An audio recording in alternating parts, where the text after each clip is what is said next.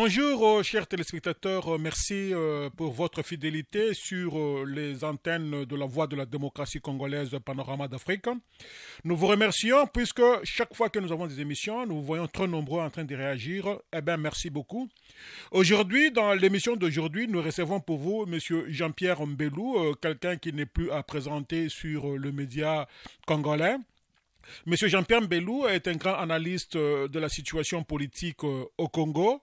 Il a beaucoup écrit, il a beaucoup parlé et chaque fois qu'il y a des événements, donc nous faisons recours à lui. Une sommité de la classe politique congolaise. Aujourd'hui, il est avec nous. Bonsoir, bonjour, Monsieur Jean-Pierre Mbelou. Bonsoir et bonjour, Oudan. Merci surtout pour votre temps que vous dédiez à cette classe de la population congolaise qui nous suit. Beaucoup d'événements, l'eau a coulé sur le pont en RDC et nous sommes retrouvés dans l'obligation de faire recours à votre intelligence, M. Jean-Pierre Mbelou. Nous voulons qu'on parle un peu de tout ce qui s'est passé. Il y a eu la visite de Mme Nikki Haley à Kinshasa, où tout le monde alors, tant au niveau national qu'international, tout le monde s'attendait à ce qu'elle dise quelque chose en rapport avec le départ de Joseph Kabila. Nous avons beaucoup plus de problèmes. Il y a cette histoire qui vient d'être relevée tout récemment, c'est-à-dire esclavage moderne en Libye, et nous allons en parler aussi. Aussi, nous allons parler un peu de la situation en République démocratique du Congo en rapport avec les élections prochaines, le calendrier électoral boudé par tout le monde, et surtout ce que l'opposition et la société civile est en train de préparer comme une action continue de sabotage, c'est-à-dire des marches continues en République démocratique du Congo jusqu'au départ de Joseph Kabila. Alors, nous commençons par la première question, M. Jean-Pierre Mbelou, si vous permettez. Vous êtes un grand intellectuel, un grand chercheur, un doctorant pour le dire. Je ne sais pas si vous avez déjà terminé votre doctorat, M. Jean-Pierre Mbelou. Non, pas encore. Donc, alors, nous vous souhaitons toutes les bonnes choses. Continuez bien. Alors, nous allons festoyer ces jours-là. Alors, ma première question, M. Jean-Pierre Mbelou, c'est l'ambassadrice américaine auprès des Nations Unies qui s'est retrouvée en République démocratique du Congo. La communauté, tant nationale qu'internationale, la population congolaise attendait de pied ferme cette dame qu'elle devrait aider le Congolais à faire partir Kabila. Quelle est votre analyse de fait? Mon analyse, c'est que les compatriotes ayant nourri cet espoir-là oublient l'histoire. Ils ont oublié que la guerre raciste et de basse intensité menée contre notre pays, c'est une guerre de l'impérialisme intelligent, une guerre des Clinton, une guerre des États-Unis et de la Grande-Bretagne par leurs proxys interposés, les proxys que sont le Rwanda, l'Ouganda, et le Burundi et beaucoup d'autres pays périphériques, mais aussi quelques mercenaires congolais. Alors, faire du passage de cette dame-là au Congo un événement, c'est oublier ceci. Avant elle, il y a eu plusieurs légats américains au Congo. Et je vous fais remarquer ceci. Quand cette dame arrive au Congo, elle est dans l'avion de l'Africom. Si c'est une information pour vous, voudriez-vous bien savoir que depuis 2008, Africom est en train de s'installer en Afrique, où il compte aujourd'hui plusieurs bases militaires, et dans son programme, cette armée américaine s'installe en Afrique pour pouvoir contrôler les matières premières stratégiques de ce continent afin qu'elle ne puisse pas passer à ses concurrents. Donc, il y a, comme une Américaine l'a dit dernièrement dans l'un de ses films, Quand les éléphants se battent, il y a une guerre qui se mène entre les chasseurs des matières premières, dont les pays que je viens de citer, la Chine et les autres pays. Alors, cette guerre se mène sur le continent africain et cette guerre est aussi fondée sur le principe du refus, du déni de l'humanité aux Africains, du refus de l'altérité par les oligarques de l'argent, par les multi et les transnationales, pour lesquels la vie des Africains n'a aucun prix. Donc, ce voyage doit être situé dans ce contexte d'une guerre raciste, permanente, perpétuelle. Donc, l'un des signes qui prouve cela, c'est le voyage de cette dame dans l'avion de l'Afrique. Et quand elle arrive au Congo, son premier voyage, il l'effectue du côté où les matières premières du Congo sont sorties du pays. Donc, elle va d'abord à Goma. Donc, ce ne sont pas des faits anodins. Le fait qu'elle soit partie à Goma en arrivant au Congo avant de rencontrer qui que ce soit. Deuxièmement, le fait qu'elle ait voyagé dans l'avion de l'Africom.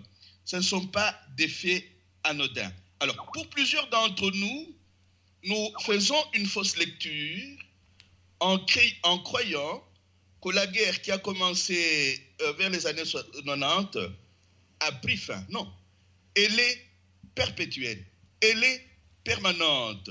Alors, les légats américains qui arrivent chez nous, ce n'est pas du tout pour plaider la cause des Congolais. D'ailleurs, si vous relisez certaines réactions de certains politiciens congolais après le départ de cette dame-là du pays, vous verrez qu'ils ont été déçus. Mais une déception qui vient après coup. Ils n'ont pas compris, pour certains d'entre eux, à quelques exceptions près, ils n'ont pas compris depuis longtemps que nous étions en guerre malgré le faux processus politique dans lequel ils se sont impliqués à un certain moment donné. Voilà ce que je peux dire jusque-là, donc jusqu'à ce niveau de notre échange. Ok, en tout cas, merci beaucoup Jean-Pierre Mbelou. Peut-être j'aimerais reformuler ma question pour que vous puissiez peut-être nous dire ce que nous voulons entendre, parce que ce que vous nous dites là, on n'avait pas ça à l'esprit. Merci beaucoup de l'information. De ce passage de cette femme qui a commencé par l'Est en utilisant un avion militaire.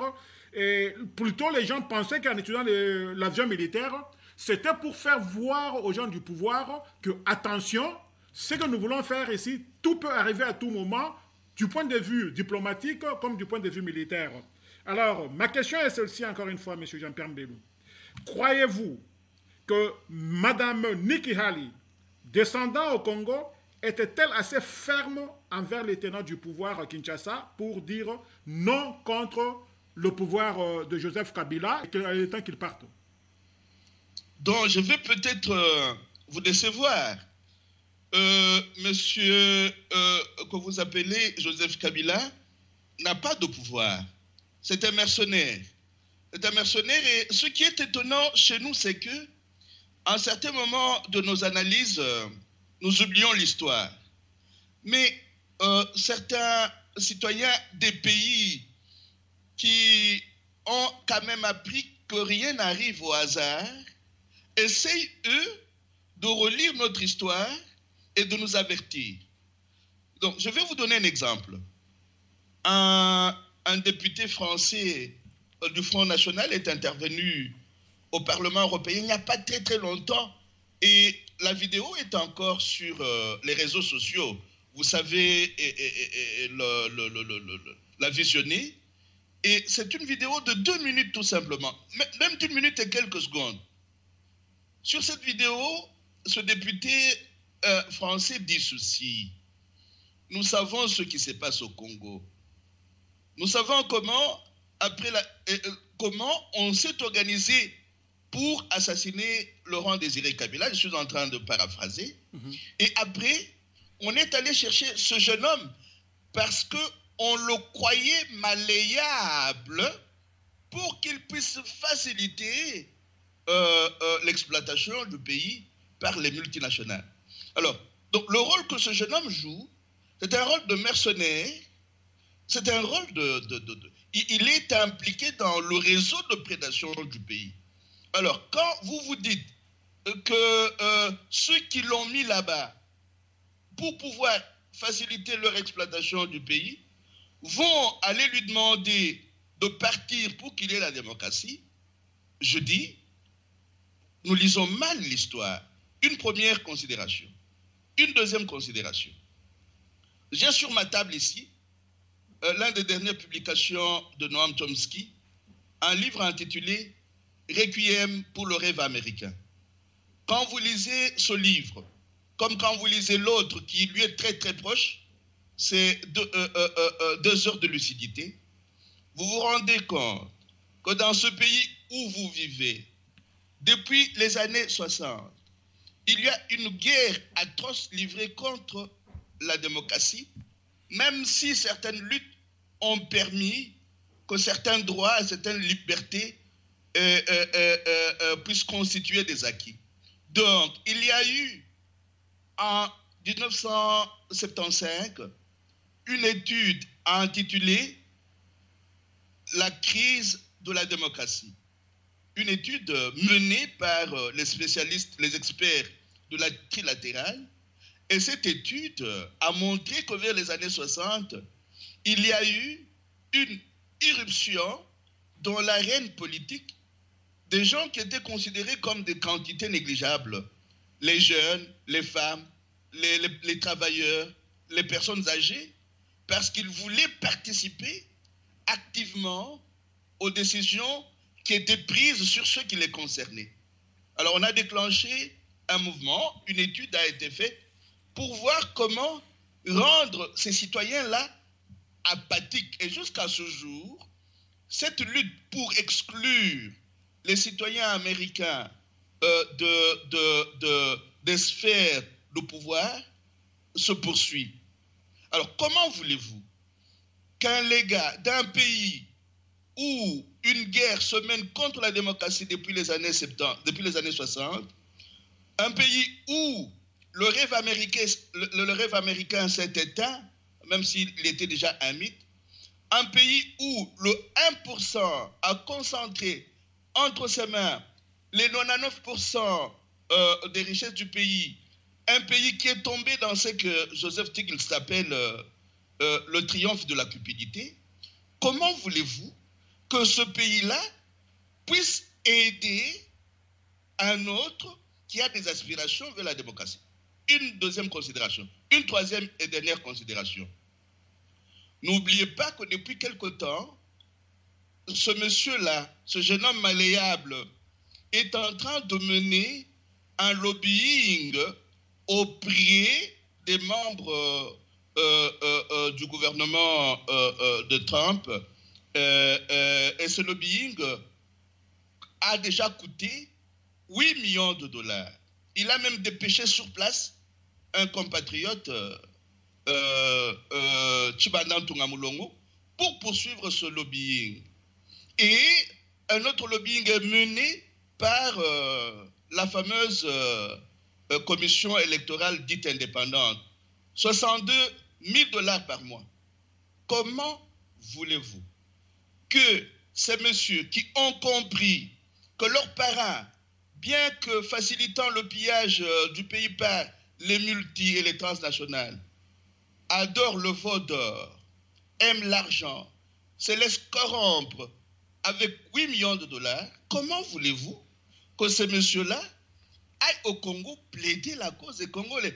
Alors que quand je fais allusion aux livres comme Requiem pour le rêve américain, on voit que la plutonomie ou la plutocratie est en train de s'incruster aux États-Unis. Et il y a le fils Debré, Guillaume Debré, qui a écrit un livre très important sur ce qui se passe aujourd'hui aux États-Unis, et le livre dans lequel il parle du phagocytage de la démocratie dans la politique américaine. Donc, tous ces éléments que je viens d'évoquer ne peuvent pas plaider pour des efforts qui seraient consentis à partir des États-Unis afin que le jeune homme malléable utilisé pour leurs intérêts puisse faire créer de l'espace démocratique au Congo. Non, non, non. Il faut être naïf pour penser de cette façon-là. Mais comme nous avons créé certaines croyances auxquelles nous ne voulons plus renoncer, nous estimons que notre pays est en train de marcher vers la démocratie. Non, nous sommes un pays sous tutelle, nous sommes un pays de l'ONU, la MONUSCO est là depuis 1999, nous sommes un État raté et un État manqué. Nous avons été produits à partir de cette guerre raciste et de basse intensité comme État raté. On ne produit pas un État raté pour que ceux qui ont contribué à la production de cet État raté le remettent sur les rails de la démocratie. Non. Une toute dernière remarque, ce sont les Congolais eux-mêmes. Quand ils auront compris qu'ils sont esclavagisés, quand ils auront compris qu'ils vivent dans une jungle, quand ils auront compris dans leur immense majorité qu'ils vivent dans une prison à ciel ouvert, qui se mobiliseront pour renverser les rapports de force. Ce renversement des rapports de force ne viendra pas de l'extérieur. Non, nous devons arrêter de nous leurrer. Nous devons arrêter de nous mentir à nous-mêmes. Monsieur Jean-Pierre Mbelou, pour juste commencer par là où vous avez arrêté, vous dites que les Congolais se libéreront eux-mêmes et cette libération ne viendra pas de l'extérieur.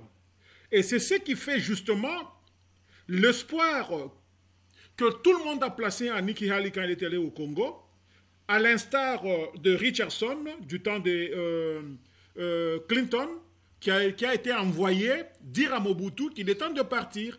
Et ce qu'il faudrait faire remarquer ici, du moment que Richardson avait rencontré Mobutu, jusqu'à la mort de Mobutu, et jusqu'à ce que Thierry Henry puisse nous présenter Mobutu, roi du Zaïre, c'est alors qu'on a su que Richardson avait cette mission-là. On n'avait jamais su qu'il était venu dire à Mobutu qu'il était temps de partir, et c'était lui-même seul, dans ces films-là, qu'il dira que non, j'étais venu dire cette parole à Mobutu. Est-ce que vous croyez que cela devait être parallèle, similaire avec cette femme? Elle avait une mission à dire à Kabila de partir comme a fait à Mobutu et qu'elle va dévoiler ça plus tard. Une parenthèse, écoutez ce que Bill Richardson dit de Mobutu.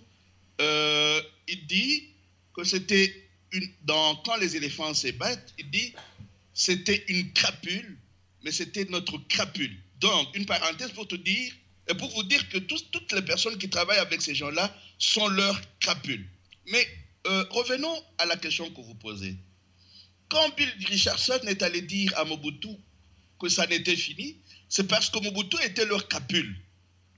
Donc, l'ordre qui avait régné au Congo depuis l'assassinat de Lumumba jusqu'au moment où ils sont allés demander à leur crapule de pouvoir déguerpir, c'était l'ordre américain.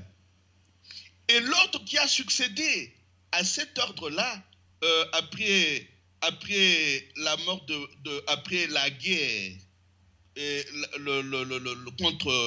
contre le pays, c'est encore une fois l'ordre anglo-saxon.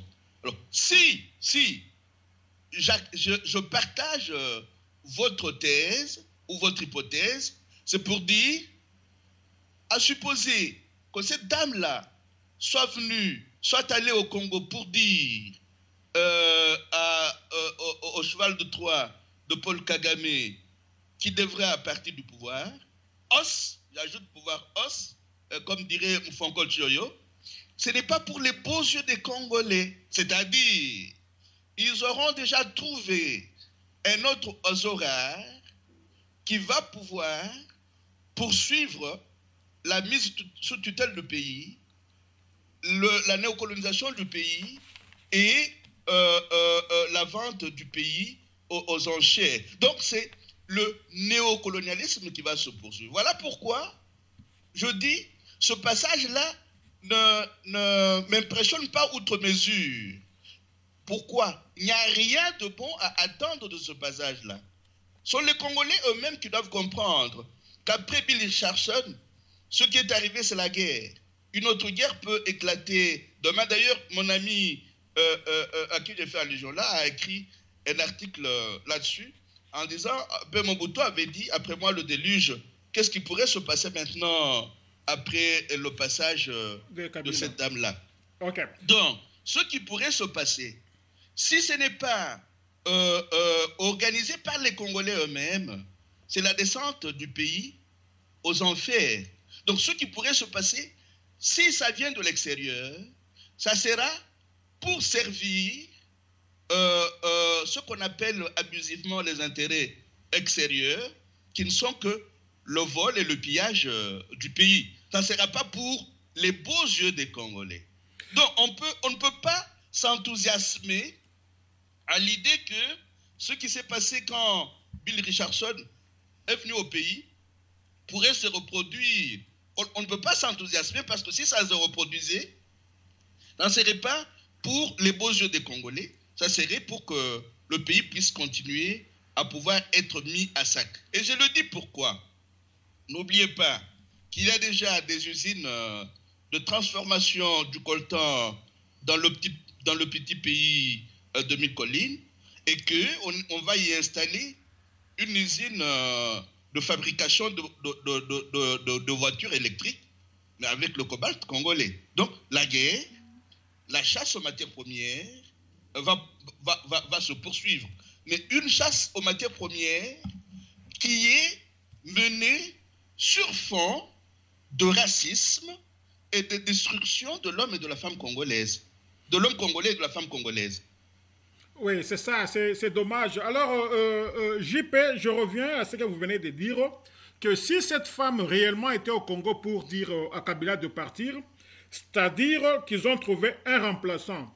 Mais à en croire certaines sources très bien introduites dans le cercle de la communauté internationale, cette dernière est très déçue de l'opposition et de la société civile congolaise, raison pour laquelle, selon la personne avec qui on a partagé, ils traînent les pieds pour changer les donnes au Congo, raison pour laquelle ces gens-là, ils appuient le calendrier électoral qui est hypothétique, ils savent que les élections n'auront pas lieu l'année prochaine. Donc, quand on veut tuer son chat, on l'accuse de rage. Pouvez-vous vous imaginer un seul instant? J'ai lu il y a 2-3 jours que les démocrates aux États-Unis voudraient actionner le départ de Trump. Pouvez-vous vous imaginer un seul instant qu'il y ait un politicien congolais qui aille dire aux démocrates aux États-Unis qu'il n'est pas bon qu'ils puissent actionner, puissent aller dans ce sens-là, qu'ils attendent que Trump puisse terminer son mandat? Non. Pourquoi notre imaginaire a-t-il été tellement tordu? Pourquoi notre imaginaire est-il tellement violé que nous trouvons le contraire faisable? Qu'il y ait quelqu'un qui parte de son pays pour aller dire dans un autre pays ce que ce pays-là doit faire. Donc il y a quelque chose qui ne marche pas. Et là, je fais encore allusion à l'un des titres des articles, de l'article de mon ami Thioyo. Il dit, il y a quelque chose qui ne va pas chez l'homme congolais. Donc nous réfléchissons mal. Notre mentalité est esclavagisée. Nous sommes lobotomisés. Nous pensons dominés et vaincus. Donc nous trouvons normal qu'on nous dise votre opposition ne vaut rien, votre société civile ne vaut rien, alors nous traînons les pieds. Mais qui sont-ils? Qui leur donne ce droit-là de pouvoir donner des injonctions à d'autres pays sans respecter, entre griffes, le principe d'égale souveraineté, sans respecter le principe d'autodétermination de peuple, sans respecter le principe de la non-ingérence dans les affaires intérieures d'autres pays. Je dis ça entre griffes, pourquoi? Parce que l'ordre qui règne maintenant dans ce pays-là, c'est leur ordre à eux. Voilà pourquoi, au lieu d'élaborer des hypothèses sur ce que eux veulent faire de notre pays, nous disons, oui, on a compris cela, oui, on voit cela, mais c'est aux Congolais. Souvent, ils nous disent, mais si celui-là partait, qui avez-vous? Mais nous pouvons leur demander, qui êtes-vous, vous? pour nous demander à tout moment, à toutes les étapes de notre histoire, qui avons-nous? Vous avez sorti Trump. Ce n'est pas tout le monde qui a applaudi Trump. Il y a des livres, et quand je lis Requiem pour le rêve américain, Chomsky dit de Trump que c'est un escroc. Donc, eux peuvent trouver des escrocs. Ils peuvent trouver n'importe qui dans leur pays, et les autres, non. Pourquoi? Parce que, du point de vue de leur imaginaire, nous sommes des sous-hommes, nous sommes des non-personnes. C'est ce rapport-là qu'il faut d'abord changer. C'est pour ce rapport-là que nous devons d'abord nous battre. Changer notre approche de nous-mêmes, notre approche identitaire, nous imposer dans les rapports de force et faire en sorte que demain, ils ne soient pas là en train de nous dire « Ah, pour nous, c'est une telle personne, pour nous, c'est une telle autre. » Non, nous devons pouvoir nous battre comme tous les autres pays du monde. Demain, ils ne peuvent pas aller en Russie dire qu'ils veulent mettre. Après-demain, ils n'iront pas en Chine dire qu'ils veulent mettre. Après-demain, ils n'iront pas au Vietnam dire qu'ils veulent mettre. Ils ne peuvent même pas le faire en Bolivie. Et pourquoi est-ce qu'ils continuent à le faire chez nous? Et nous applaudissons, nous lisons ce processus néocolonial et esclavagiste comme si c'était un processus normal. C'est que quelque part, nous, Congolais, nous, Congolaises, nous avons un problème. Le problème que nous connaissons, puisque nous-mêmes, nous les appelons les décideurs de notre pays, M. Jean-Pierre Mbello. Oui, mais c'est-à-dire que cette approche-là, voilà pourquoi pourquoi est-ce que chaque pays a ses penseurs, pourquoi est-ce que chaque pays a ses experts, pourquoi est-ce que chaque pays a ses intellectuels, et ce que nous appelons les minorités organisées et co-structurantes. C'est pour changer les approches de ce genre-là. Aujourd'hui, il y a sur le marché mon livre intitulé « À quand le Congo? Réflexions et propositions pour une renaissance panafricaine ». J'ai fait ce travail-là. Et bientôt, un dictionnaire va être mis sur le marché, dictionnaire pour une insurrection de conscience. Pourquoi? Parce que les expressions que nous utilisons souvent ne sont pas des expressions et des concepts questionnés. La communauté internationale a dit. La communauté internationale est où? Vous voyez comment cette fameuse communauté dite internationale a déstructuré la Libye. Aujourd'hui, nos compatriotes africains sont en train d'être vendus.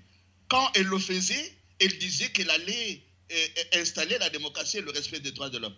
Tout ça, nous le voyons et nous continuons à les appeler des... Non, nous devons pouvoir mener un travail de déconstruction sémantique. Hein? Nous devons pouvoir avoir notre vocabulaire à nous parce qu'eux ont leur novlangue.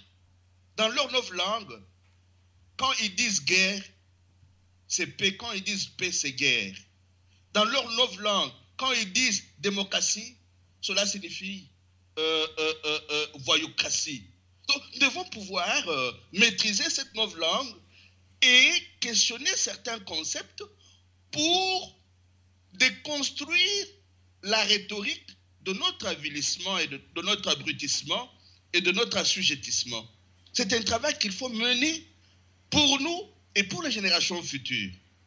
Tout à fait. Alors, M. Jean-Pierre Mbello, vous m'avez devancé en parlant de la Libye, qui devrait être notre dernière question. Ben alors, je vais renverser, puisque la question qui suivait, je la garde pour la dernière question. Bon, l'avant-dernière question pour moi, c'est l'esclavagisme moderne en Libye, M. Jean-Pierre Mbello. Nos jeunes de l'Afrique, qui par malheur cherchent à aller en Europe et autres mers pour la vie meilleure.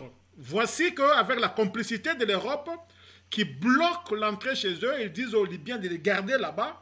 Et maintenant, c'est la vente des hommes, d'êtres humains qui sont vendus comme esclaves au XXIe siècle.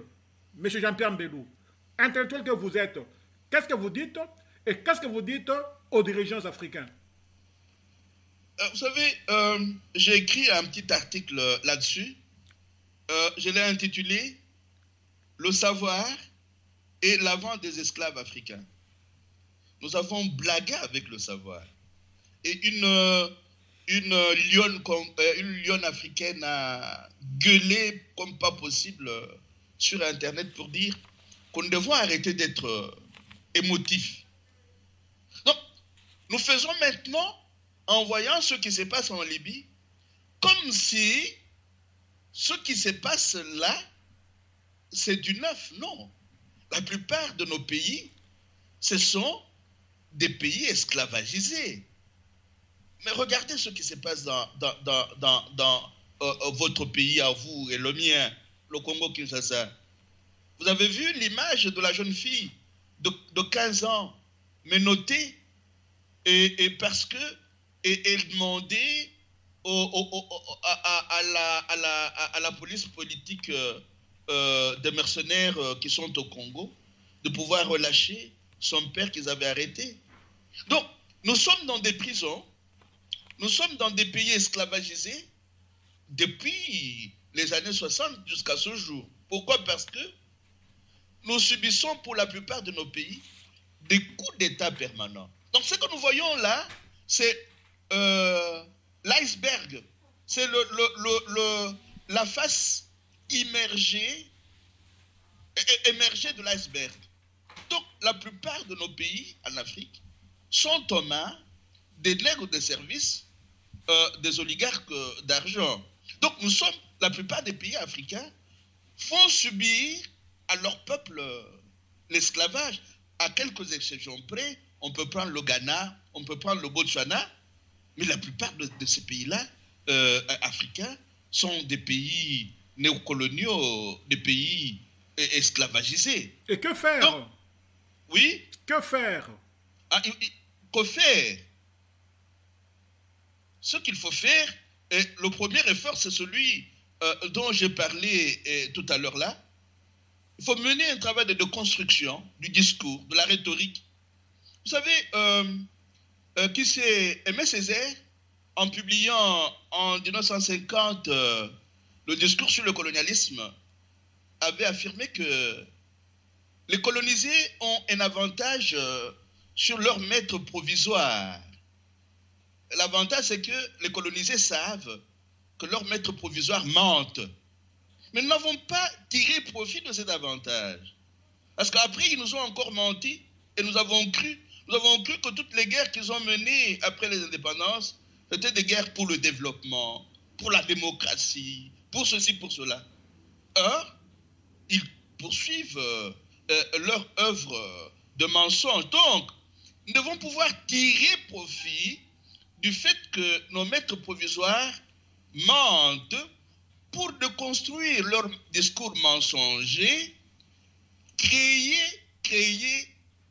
recréer l'école chez nous, recréer l'université, pour donner une bonne éducation, une bonne formation à nos enfants.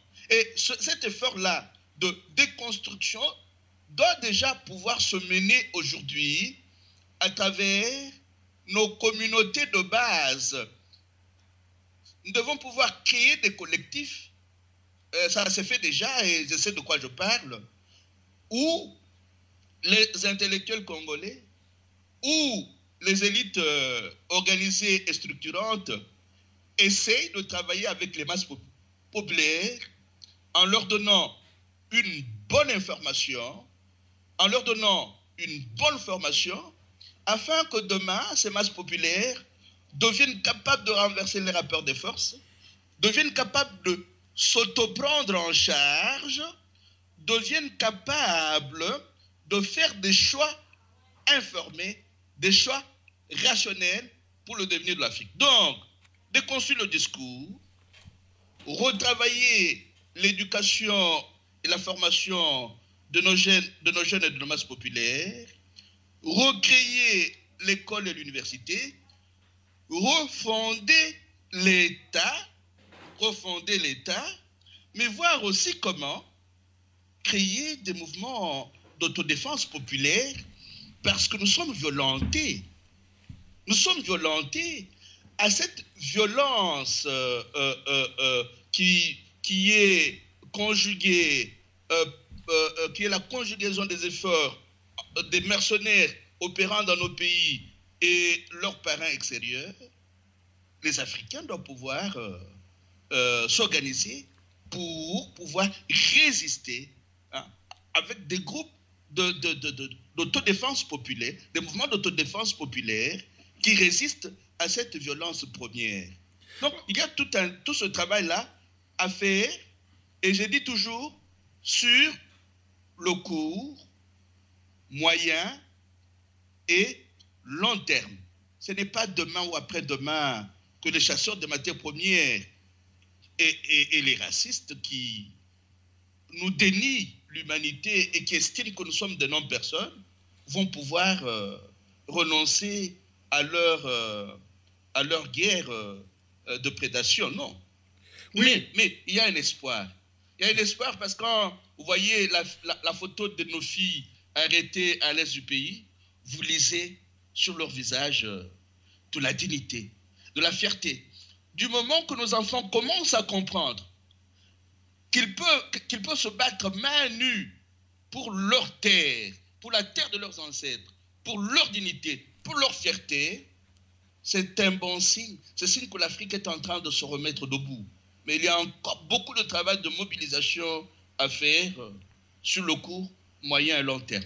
Alors, pour parler de ce travail qu'il faudrait faire, que dites-vous des appels aux manifestations en continu en République démocratique du Congo jusqu'au départ de tenants du pouvoir afin qu'ils puissent laisser la place à l'alternance? Est-ce que vous y croyez, M. Jean-Pierre Mbemba? Ce que je viens d'esquisser comme petite solution là appelle beaucoup plus l'alternative que l'alternance. C'est là que nos approches diffèrent. Vous savez, ce sont des petites luttes conjuguées, des petites organisations du peuple à la base qui petit à petit arrivent à renverser les rapports de force. Mais j'ai mon idée là-dessus. Une lutte, une action doit pouvoir répondre à quelques exigences. Mm-hmm. La première exigence, nous nous trouvons dans quel contexte? Quel est le contexte économique, historique, religieux, spirituel du moment? L'analyser. Deuxièmement, quelles sont les réalités face auxquelles on est placé? Troisièmement, quels sont les objectifs que le mouvement qui lutte ou les groupes qui se mettent ensemble pour lutter sont en train de poursuivre? Quatrièmement, quels sont les obstacles sur la réalisation, la route, le chemin de la réalisation de ces objectifs? 5. Il faut procéder le long de la lutte à des évaluations pour voir ce qui a marché et ce qui n'a pas pu marcher et voir comment réajuster les stratégies et les tactiques. Il serait